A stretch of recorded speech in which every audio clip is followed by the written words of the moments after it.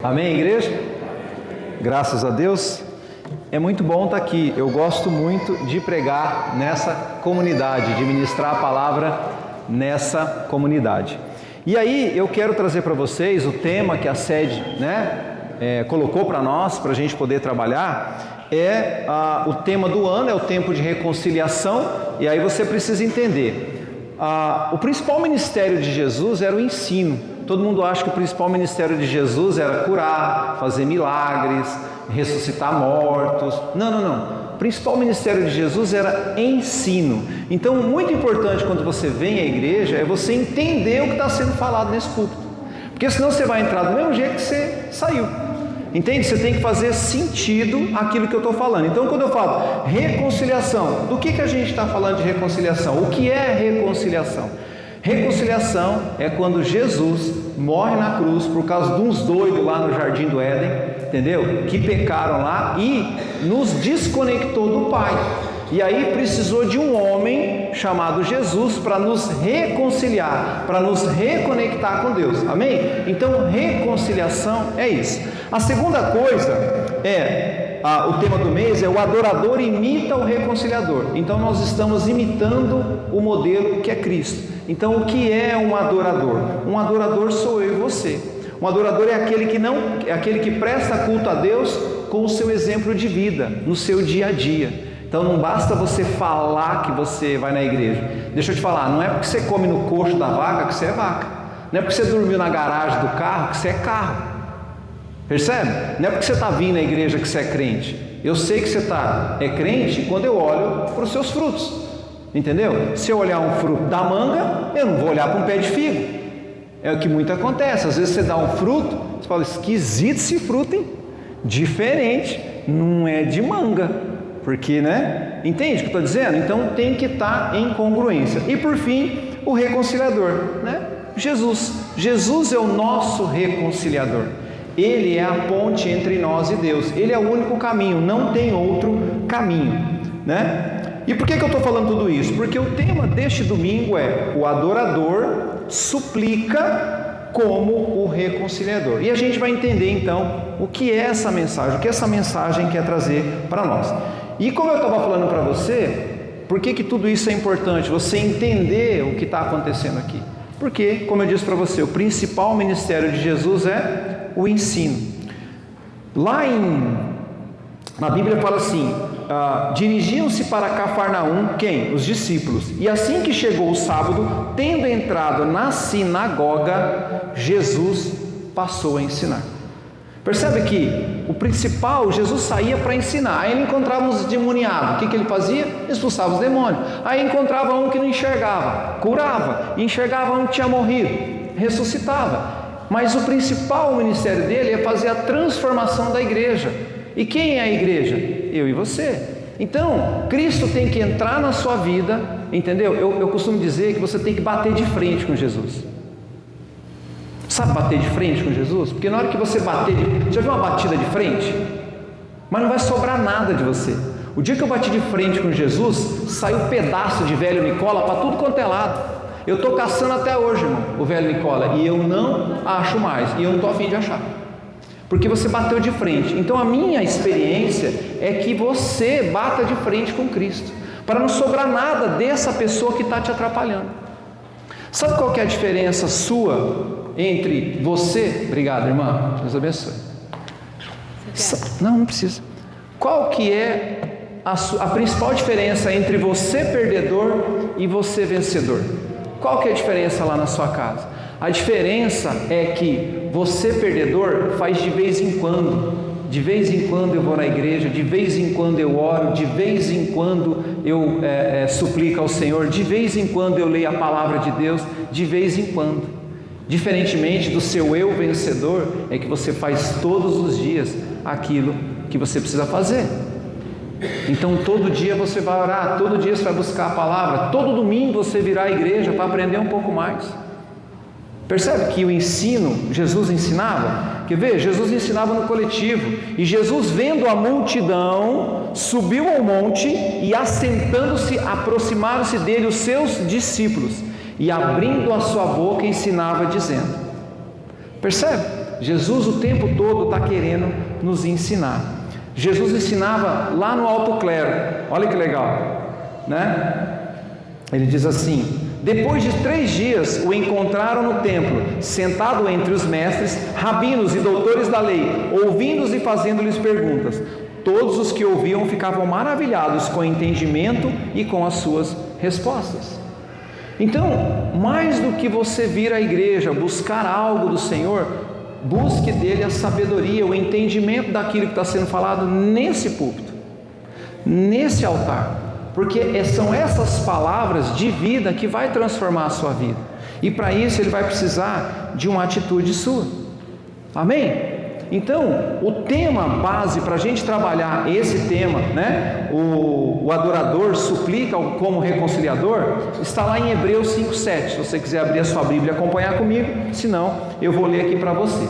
Diz assim a palavra do Senhor: durante os seus dias de vida na terra, vida de quem? De Cristo, Jesus ofereceu orações e súplicas em alta voz e com lágrimas para aquele em letra maiúscula, ou seja, Deus, que podia o salvar da morte, sendo ouvido por causa da sua reverente submissão.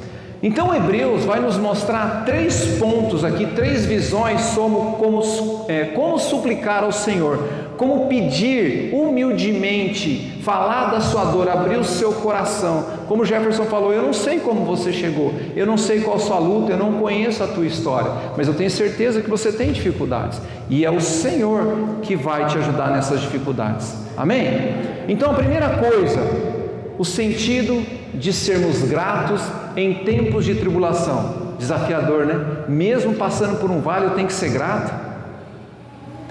O sentido de ser um adorador em tempos de tribulação. Poxa, a gente está passando, eu me lembro que quando meu pai faleceu de câncer, eu falei, rapaz, e ainda assim eu tenho que ser grato?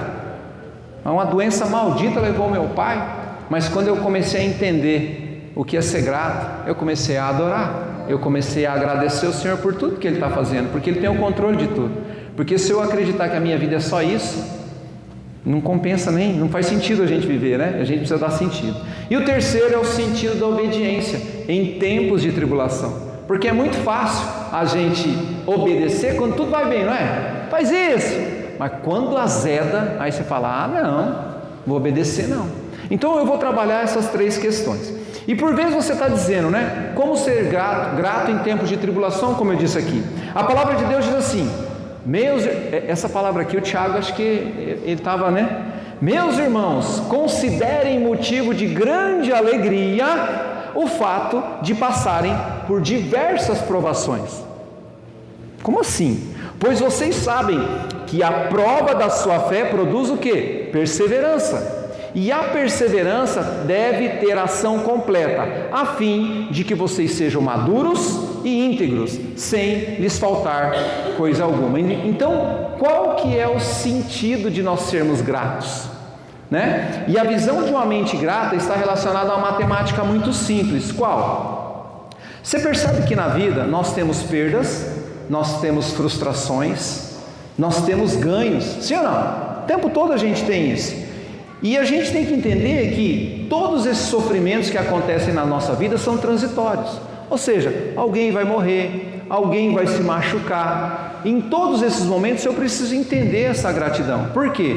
Porque eu preciso, na verdade, entender qual que é o aprendizado disso para a minha vida. Então, ou seja, você está passando por uma situação ruim, calma, porque ela vai passar. Está passando por uma situação boa? Calma, porque ela também vai passar, aproveita. Mas a gente precisa entender qual que é a matemática simples de uma mente grata. A matemática simples é essa, entender que os ganhos advindos destas tribulações, ou seja, entender o que eu preciso aprender com isso que está acontecendo na minha vida. Ou seja, poxa Senhor, eu estou com a gaiola no pé, o que o Senhor quer me ensinar? Poxa Senhor, eu perdi o meu pai, o que o Senhor quer me ensinar? Por exemplo, o que Deus quis me ensinar quando levou o meu pai? Que a nossa vida é curta, e às vezes você deixa de abraçar hoje e não dá mais tempo. Esse é um grande ensino. E aí quando eu aprendo isso, eu passo a ser grato. quando eu acordei hoje de manhã, eu falei assim: Deus, obrigado, porque eu estou vivo e eu posso fazer diferença na vida do meu irmão. Então, quando eu incorporo isso na minha vida, essas tribulações, o ensino dessas tribulações, eu cresço, eu amadureço. Tiago vai dizer isso, né? Eu vou ficar melhor. Amém? Tem uma história que eu gosto muito de exemplificar isso, que acontece muito isso na nossa vida.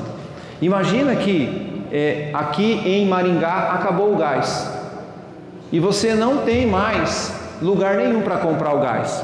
Só tem um lugar para você comprar o gás: na venda do João. E aí você fala: cara, eu preciso do gás, acabou o gás. Só na cidade inteira não tem, só tem lá na venda do João. E eu vou lá na venda do João. E chego lá, falei: João, quanto que está o gás? Né? Fiquei sabendo que só você tem. Aí ele fala: R$650. Você fala: você é doido?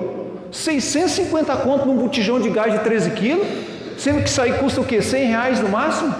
E agora só porque você tem, você quer vender a R$650 e briga com o cara, e discute, e fica ali, sabe, naquela discussão, naquele brigueiro todo. E aí você fala: mas eu preciso do gás, eu preciso comprar o gás. E aí você fala: quer saber? Não vai dar desconto? Não, não vou dar desconto. Então eu vou pagar. E aí você paga o gás, 650 conto, sai de lá bravo, sai reclamando para todo mundo que você pagou R$650 no gás, e adivinha? Você esqueceu o gás lá na venda. Você é doido? É isso que acontece na sua vida. Quando você passa por essas tribulações e fica abrindo a sua boca, sofre que nem um doido, reclamando, e não aprende o que isso quer dizer, qual que é o aprendizado. Ou seja, você está passando por essa tribulação, e ao invés de você fazer pergunta: Deus, o que o Senhor quer me ensinar com isso? Você reclama. E não é para você reclamar, é para você agradecer. Deus, o que eu preciso aprender com isso? Quais foram as escolhas que eu não deveria ter feito e que eu fiz? E agora o Senhor é um Deus de misericórdia, porque a palavra dele diz que as misericórdias do Senhor se renovam a cada manhã. Estão entendendo? Então, você paga um preço alto pelo que você está passando e deixa o aprendizado lá na mercearia do João. Leve esse aprendizado com você e coloca isso na sua vida. O que eu preciso aprender por isso que eu estou passando, Deus? Deixa eu te falar. Quem que falou que os hebreus, quando saíram do Egito, ia ficar 40 anos no deserto? Não foi Deus. Ou seja, é você quem determina o seu vale. É você que determina quanto tempo você vai ficar de luto, por exemplo. Eu me lembro que quando meu pai faleceu, 2 meses depois, acabou meu luto. Porque é 2 meses que eu tenho que chorar. Por quê? Porque quando eu fui para o enterro do meu pai, eu via ele lá no caixão. Só que toda vez que eu olhava lá, eu chorava, mas eu lembrava de tudo que eu vivi e de tudo que eu não deixei de viver por ele. A gente foi em jogos junto, eu comprei, né, ele era palmeirense, eu comprei eu me lembro uma vez que eu cheguei de casa, eu comecei a trabalhar, e eu sempre fui assim, toda vez que eu ganhava algum dinheiro, eu gostava de presentear os outros, né? Essa é a minha linguagem de amor, presentear pessoas. E eu fui lá, comprei o agasalho completo do Palmeiras, né? O Palmeiras estava ganhando de tudo lá na época da Libertadores, né? Estava ganhando, comprei o agasalho inteiro e eu coloquei em cima da cama dele. Eu me lembro que meu pai parecia uma criança de 6 anos de idade, ele pulou em cima do agasalho e abraçava aquele agasalho e agradecia. É isso que eu tenho na minha memória. E é isso que eu guardo. Então, meu pai morreu? Não. Meu pai nunca morreu para mim, porque ele deixou um legado. Percebe? A matéria, o corpo, esse foi. Voltou para Deus. Tanto que eu me lembro que quando eu me ajoelhei e falei assim: Pai, Deus, né? Deus Pai, cura meu pai. Deus falou assim: eu não vou curar teu pai, ora por salvação. Então hoje eu sei que depois que eu sair desse corpo aqui, que eu voltar para Deus, eu vou encontrar meus 2 pais. Percebe? Então aí é leve a vida. Os que foram, deixa eu te falar, estão bem melhor que a gente. Pensa a galera que já está bagunçando coreto por aí, já estão lá. E a gente que está aqui, ainda aqui, Eu não sei vocês, mas se eu estou indo para um lugar bom, eu quero que vocês vão junto. Esse é o meu pensamento, é o pensamento de Cristo. Ele quer que você vá junto para lá. Mas e quando você estiver aqui, você precisa trazer esse céu para a terra, amém? E fazer essa beleza do céu acontecer na sua casa, na sua vida. Por isso que o ministério de Jesus era ensinar. Amém? Tem que estar claro isso, gente. Vocês saírem daqui com dúvida, você só veio aqui, amém? Tem que entrar na sua mente, tá? Aí agora eu vou para o ponto número 2, né? Como o adorador se comporta então em tempos de tribulação, em tempos de tormenta? A palavra de Deus diz assim, olha lá, Jesus declarou: creio em mim, mulher, está próxima a hora em que vocês não adorarão o Pai, nem neste monte, nem em Jerusalém. Vocês, samaritanos, adoram o que não conhecem. Nós adoramos o que conhecemos, pois a salvação vem dos judeus. No entanto, está chegando a hora, e de fato já chegou, em que os verdadeiros adoradores adorarão o Pai em espírito e em verdade. São estes os adoradores que o Pai procura. Deus é espírito e é necessário que os seus adoradores o adorem em espírito e em verdade. Você está lá em João 4, do 21 ao 24. Desde a criação, o Senhor está buscando o quê? Verdadeiros adoradores, ou seja, pessoas que honrem, pessoas que amem e pessoas que pratiquem os ensinamentos diariamente. Então, como que eu sei que você é um adorador de Cristo? Eu vou olhar para a tua vida. Lembra de novo? Como é que eu sei que essa manga é de uma mangueira? Porque eu conheço tanto o pé da fruta como a fruta. Então, da mesma forma, quando você diz que você é um adorador de Cristo, eu vou olhar para quê? Para o seu fruto. Para a sua fala, para o seu comportamento, como você trata a esposa, como você trata o filho, como você trata o pastor, como você trata as coisas da casa de Deus, como você trata as coisas da sua casa. Todo cuidado. Então, um dos mais significativos exemplos bíblicos que nós temos de adoração foi a entrega de quem? De Abraão. O que Abraão entregou a Deus?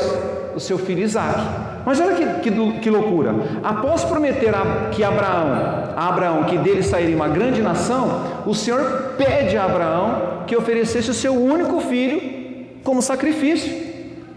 Aí você fala, cara, que doideira, né? Só que olha que legal, Abraão não se deixou abalar, mas teve a atitude de um verdadeiro adorador. E qual que é a atitude do verdadeiro adorador? Você vai aprender aqui comigo. Não temeu e foi entregar o seu filho, porque sabia que o Senhor era poderoso para fazer duas coisas. Ele poderia prover um cordeiro para substituir Isaque, ou se eu matasse meu filho, Deus ia ressuscitar. Essas eram as duas visões, né? E o que aconteceu? A gente conhece, né, a história. Abraão voltou triunfante do Monte Moriá, que é onde aconteceu toda essa situação. Amém? Só que hoje a gente lê o texto, a gente sabe do final da história, que apareceu lá um anjo, que o cordeiro, Deus proveu o cordeiro, e aí o cordeiro que foi sacrificado, Isaque não morreu, né? Agora, e quando eu não sei o final dessa história? E quando é comigo? Deus fala assim, dá o seu Isaque aí. Você fala, acabou de me dar, Deus, agora o senhor quer tomar o negócio? Porque é fácil olhar para o outro, né? E ver que lá é o problema, mas e quando é comigo? E quando Deus está pedindo de mim, como aconteceu? Eu não vou curar seu pai. Ora por salvação. E aí? É aí a hora que a gente tem que confiar. Pensa comigo. Por que Deus colocaria alguém numa prova de fogo e logo depois, assim que ele abençoou, deu um filho para Abraão e logo depois ele tira? Ou seja, ele promete Isaque a Abraão e logo em seguida ele pede Isaque de volta. Porque aos nossos olhos parece uma doideira, não é? Mas deixa eu te falar, Deus não é doido. Sabe quem que é doido? Você, de não confiar em Deus. Lá em casa a gente fez uma piscina e é muito comum, eu estou dentro da piscina e eu falo, Valentina, sobe aqui, fica na beirada. Aí eu falo assim, Valentina, pula! E a Valentina pula. Por muitas vezes Deus está falando para você, pula. E você tem dificuldade de confiar no seu pai. Um verdadeiro adorador não titubeia, ele confia, ele sabe que ele vai suplicar, que ele vai entrar no átrio do Senhor e Deus vai ouvir. Isso tem que ser uma verdade no seu coração. Esse é o exemplo de confiança que a gente tem que ter, ou seja, Deus está pedindo a mim e a você para que a gente confie, para que a gente pule nos braços do Senhor, amém? Porque nesses momentos de tribulação, o que Ele está fazendo? Ele quer saber para quem que a gente está dirigindo a nossa adoração. Quando as coisas não vão bem, eu abro a minha boca para quê? Para adorar ou para reclamar? Abraão, ele dirigiu a sua adoração ao Criador, por isso que Deus chamou ele de amigo. Então que nesta manhã você compreenda isso, que Deus está chamando você para confiar nele. Por mais que você não esteja vendo nada, Ele já está lá, apenas obedeça. Em algumas situações da minha vida, eu falei, Deus, não vai dar, só obedece. Só obedece. E dessa premissa, esta foi a súplica de Jesus. E é isso que a gente veio aprender aqui hoje. O adorador suplica como o reconciliador. Ou seja, nós temos que ter o mesmo modelo de Jesus Cristo. Olha que interessante. Mesmo sendo Jesus, muitas vezes, em muitos momentos, sendo Jesus, o que eu estou dizendo? O nosso reconciliador com Deus, ou seja, ele sendo carne e osso, chorou e suplicou ao Pai em oração por causa das dificuldades que teve que enfrentar na sua caminhada. Mas aí você fala, não, mas Jesus, ele era Jesus, né? Eu não, quem sou eu? Você é filho de Deus. Você tem um irmão chamado Jesus, através do nosso reconciliador. Jesus foi homem e sentia como nós. Então o que você está sentindo, ele já sentiu lá na cruz. As limitações próprias do ser humano, porém confiava plenamente no plano do Pai, no plano da salvação, no plano da proteção de Deus. Por isso ele dirigiu preces e súplicas com forte clamor e lágrimas. Para quem? Para aquele que era capaz de salvá-lo da morte, e foi atendido. Mas de repente você fala, Nicola, como eu disse, ele foi atendido porque ele era Jesus, ele foi atendido pelo Pai dele, que é o seu Pai. Jesus foi atendido pela sua entrega a Deus, mas não sem antes passar pelo sofrimento e pela cruz. Percebe? Você vai ter que passar pelo sofrimento para entender algumas coisas. É isso que a tribulação traz para você. É por isso que nesses momentos Deus quer ouvir o teu coração. Por que existe o vinho? O vinho só existe porque a uva passou por um processo. Senão não tem vinho. A uva foi amassada, foi pisada, a uva foi espremida, a uva foi fermentada, azedou, mas se transformou em vinho. Um vinho manso e humilde de coração. Então, para de pagar o preço do gás caro, passar por esses problemas e deixar o ensinamento dessa tribulação no balcão da vida. Traz para a sua vida esses ensinos em nome de Jesus. E tudo isso está relacionado ao que? A obediência e a submissão de Jesus à vontade do seu Pai, do nosso Pai Celestial, para a salvação da humanidade. Pensa comigo, imagina que hoje o sol fala assim, eu não vou brilhar, eu não vou aquecer vocês. O que ia acontecer com a gente? Ia se lascar, porque o sol não vai fazer. Deixa eu te falar, é isso que acontece quando você não ouve o propósito que o Pai tem para a sua vida. Muitas pessoas estão morrendo à sua volta porque você não posiciona. Não tem como mais o sol falar assim, eu não sou mais sol, eu não vou brilhar. Não tem. Da mesma forma você. Percebe que se Jesus não se submete e obedece ao propósito do Pai para a vida dele, a gente estava tudo lascado. Se Jesus não vai na cruz, Tanto que tem uma hora que Pedrão fala assim: não, mestre, deixa esse negócio de lado. Ele falou assim: sai daqui, capeta. Não foi assim? Ele falou: sai daqui, Satanás, afasta-se de mim. Por quê? Porque ele sabia do plano, porque senão eu e você, a gente não ia voltar a ter o quê? Essa reconciliação, essa reconexão com o Pai. Por isso Jesus suplicava e chorava, falou assim: Pai, me dê forças. E eu sei que em alguns momentos da sua vida essa é a oração: Pai, me dê forças. E Deus vai ouvir o teu coração, porque Ele ouve um coração quebrantado. Amém? Amém? Glória a Deus. Então percebe que quando você não se submete, você não obedece o propósito de Deus para a sua vida, muitas vidas vão morrer ao seu redor. Então, se não fosse a obediência de Jesus, não teria havido cruz, nem tampouco a salvação. Nem eu e você, nós não estaríamos fáceis. Hoje eu não estaria aqui pregando para você, relembrando o que Cristo fez na cruz por você. Ele poderia ter dito não à vontade de Deus? Sim. Mas ele preferiu, entregar isso para Deus. Ou seja, Pai, seja feita a tua vontade. Jesus era livre, assim como você é livre. Eu não sei você, mas eu, quando aceitei Jesus, eu não me lembro de Jesus colocando a arma na minha cabeça e falando: me aceita! Não foi assim. Eu simplesmente abri o meu coração e falei: Cristo, entra. Eu permiti que Ele entrasse. Enquanto você ficar lutando com isso, nada vai acontecer na sua vida. O ministério de Jesus é transformar a sua mente, é te ensinar a caminhar nessa vida. Essa vida que você está vivendo é a mentira que Satanás está contando para você. Você tem uma vida maravilhosa com Cristo, mas você tem que obedecer. E tem hora que não vai fazer sentido. Fala: Deus, eu ir naquele domingo, subir naquele louvor para cantar para meia dúzia de pessoas. Deus, eu ir lá para falar para meia dúzia de pessoas. E a palavra de Deus fala assim, que uma alma vale mais que o mundo inteiro. É uma alma. Enquanto você estiver preocupado com quantidade, você está na roça. Você tem que preocupar que é uma pessoa, é uma vida. Você é doido.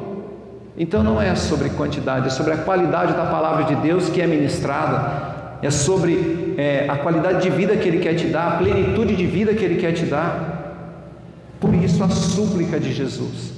A súplica é quando você faz um pedido a Deus de forma humilde, mostrando a dor do seu coração. E neste momento em que Deus entra com a sua misericórdia. Irmão, sabe o que é a misericórdia de Deus? A misericórdia é: Deus pega o coração dele e coloca na tua miséria. Isso é misericórdia. Nós não merecíamos, mas Ele deu seu Filho único, unigênito, para que todo aquele que nele crê não pereça, mas tenha vida eterna. Quando eu olho para Deus, que faz universos e galáxias, e planetas, e Joaninha, e Pernilongo, não, Pernilongo é de Deus não, né, irmão? Pernilongo não é de Deus não. Que Ele faz tudo isso, eu falo: Ele pode a qualquer momento, tipo assim, a gente está aqui preocupado, e pode vir um meteoro e fazer assim na Terra, e acabar com tudo, sim ou não? Mas quando eu olho para esse Deus, que é criador de tudo, e pode destruir tudo a qualquer momento, mas quando eu olho para Jesus, eu olho para Deus entregando o seu único Filho, eu falo: cara, esse Deus é sensacional. E sabe qual que é a comunicação do céu? Que na hora que você entender isso na terra, tua vida vai ficar mais leve? Amor e perdão. Se você não perdoa, você não acessa o amor de Deus. E se você não ama, você não acessa o perdão de Deus. Uma coisa está junto com a outra. Você precisa, essa é a comunicação, porque Deus é amor. Lembra da musiquinha quando a gente era pequeno? Acho que poucos vão lembrar, né? Deus é amor, tralalalalalalala, 3 palavrinhas só. Deus é amor. Portanto, confie que Deus é soberano e tem o melhor para nós, mesmo você tendo livre-arbítrio de escolher o que acredita ser melhor para você. Irmão, todas as vezes que eu fiz do meu jeitão, eu me lasquei. Todas as vezes que eu fiz do jeito de Deus, eu me dei muito bem. E por muitas vezes eu falo: cara, não vai dar, mas eu vou obedecer. Que a obediência de Jesus é para nós um modelo, como também nós devemos obedecer. Olha que Jesus falou: diante daquele sofrimento, Jesus se acovardou. Deixa eu te falar, irmão, eu já passei por umas pedreiras, hein? Mas eu falei: Deus, o Senhor está comigo. E o Senhor falou que enquanto eu cuidasse dos seus, o Senhor cuidaria dos meus. Então entra com provisão. seja feita a tua vontade, porque eu aprendi com o meu mestre. Olha o que ele falou: se rendeu à vontade do Pai. Todavia, não se faça o que eu quero, mas sim o que tu queres. E quando eu sei que a vontade de Deus é feita na terra? Quando eu olho para os seus comportamentos, quando eu olho para o seu posicionamento, para as suas palavras, quando você ama o irmão, quando você ora por ele, quando você abençoa com alimento, quando você abençoa com um abraço, com uma fala. Amém? O reino de Deus chegou. É assim que o reino de Deus chega. Isso também precisa acontecer conosco nos momentos de aflição. É aquele momento em que iremos suplicar como reconciliador Jesus. Isso é suplicar. O adorador suplica como o reconciliador. Eu vou fazer da mesma forma. Pai, está doendo. Pai, eu não estou entendendo. Pai, mas seja feita a tua vontade. Essa é o modelo de súplica que nós devemos ter, porque isso é confiar em Deus, saber que Ele pode mudar tudo. Amém?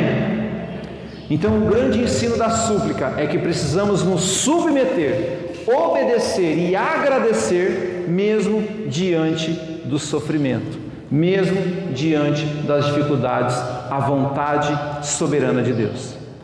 Amém? Nós sabemos que haverão ocasiões na nossa vida em que será preciso que a gente se submeta totalmente à vontade de Deus, porque só assim a vontade do Pai vai ser feita. E mesmo nessas horas de dor e sofrimento, o Senhor nos conforta, nos consola, nos toma pelos braços e nos ampara e transforma a nossa dor em amor. E eu quero concluir aqui. Nesses dias eu tenho meditado na vontade de Deus, e eu cheguei à conclusão que, por mais difícil que seja aceitar, seja por medo, por achar que eu não sou capaz de alguma coisa, ou porque eu não quero abrir mão dos meus desejos, o propósito de Deus sempre vai permanecer, sempre. Sabe, eu já passei por vales duríssimos durante o mês passado, o pastor Jefferson sabe disso, A minha vontade era de desistir, irmão. Mas aí eu lembrei da súplica do reconciliador. Eu falei: Deus, nesse momento, o que um adorador faz? E aí eu fui pedir conselhos, eu fui orar, eu fui ler a palavra, eu fiquei quieto, porque se eu abrisse a minha boca eu estava amargo, e eu ia reclamar. E aí nas estradas da vida, você pode sentar, abrir a boca e reclamar, ou você pode sentar, abrir a mente e aprender. E foi o que eu fiz. Eu abri a minha mente, abri o meu coração e falei: Deus, me ensina aí, o que é que eu preciso aprender com esse negócio aqui? Foi o Senhor que me colocou nesse negócio aí, se vira aí, me dá a solução. Eu não vou ficar batendo a cabeça aqui não, eu não estou enxergando, eu não estou vendo nada, Quase que eu falei: abre os olhos do menino, Faz igual Eliseu: abre os olhos do menino, abre os meus olhos para que eu possa ver. Mas eu olhei e lembrei da palavra de Deus, porque o inimigo ele vai vir falar: desiste, não vai mais na igreja não, abandona aquela mulher, é lá. Não cai nessa. Essa é a palavra do inimigo. A palavra de Deus é diferente para as nossas vidas, tá? E o que eu aprendi desse vale? Eu aprendi o seguinte, que quando realmente a gente é transformado, a gente vê a história de Pedro, ele pega um homem que vendia peixe, que cheirava peixe, e muito respeito por essa profissão, do peixe, só que ele muda o seu nome de Pedro para Rocha, e através desse homem pescou milhares de almas. Você está aqui por causa de Pedro, Paulo, Tiago, Jesus, João. Quantos deles impactam na nossa vida? Tudo isso porque Pedro decidiu abrir mão das suas redes humanas, da sua força, e permitiu que Deus seria o sustento dele. Amém? Eu sei que é desafiador aceitar o chamado de Deus para as nossas vidas, mas toda vez que eu penso em dizer não para Ele, eu me lembro que Ele falou sim para mim na cruz. Jesus falou sim para você na cruz. Por isso, Deus é especialista em converter as nossas lágrimas em bênção e a nossa incapacidade em ação. Olha o que ele fala, e eu quero deixar esse versículo no seu coração. Pois aqui está o que eu vou fazer. É Deus falando com você agora, tá, irmão? Presta muita atenção, muita atenção. Vou buscar vocês em todas essas nações e trazê-los de todos os lugares de volta à sua terra. Derramarei água pura sobre vocês e os esfregarei até que estejam limpos. Ele vai tirar todo o pecado, tudo aquilo que te atrapalha de ter uma vida abundante com Deus, uma vida plena, uma vida próspera. Amém?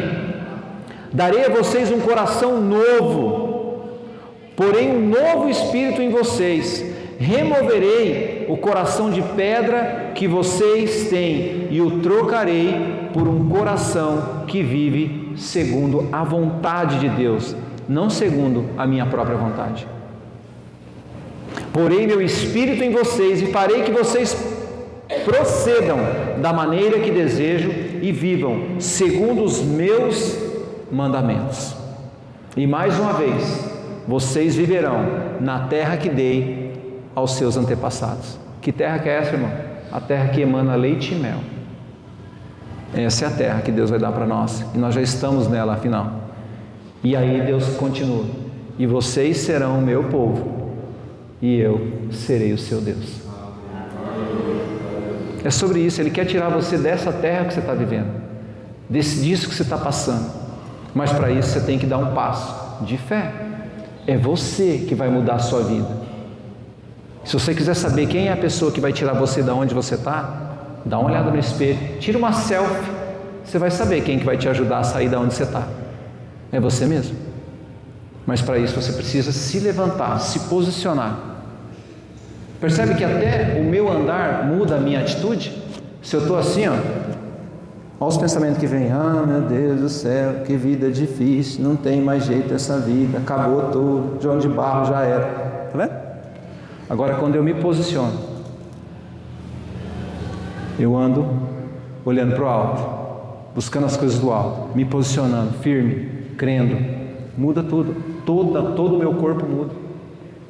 Percebe como eu tenho que me posicionar? E aí eu quero encerrar. O que vocês têm suplicado? Como você tem suplicado? Quem Deus constituiu autoridade sobre você? Como você se sente quando tem que acatar ordens de Deus? Eu não vou curar seu pai.